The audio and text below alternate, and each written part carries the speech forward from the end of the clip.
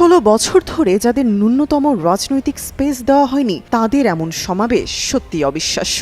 রাজধানীর সোহরাওয়ার্দী উদ্যানে অনুষ্ঠিত জামায়াতে ইসলামীর জাতীয় সমাবেশে মানুষের ঢল দেখে এমনই বিস্ময় প্রকাশ করেছেন জাতীয় নাগরিক পার্টির জ্যেষ্ঠ যুগ্ম মুখ্য সমন্বয়ক আব্দুল হান্নান মাসুদ।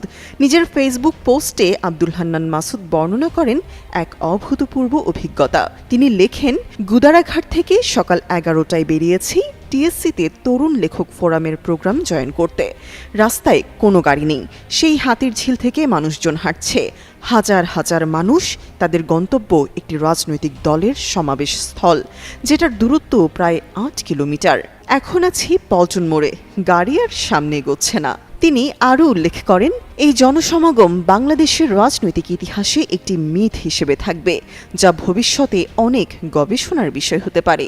হান্নান মাসুদের পর্যবেক্ষণ অনুযায়ী ৭১ প্রশ্ন এড়িয়ে ভোটের রাজনীতিতে তারা কতটুকু সফল হয় এখন সেটাই দেখার পালা।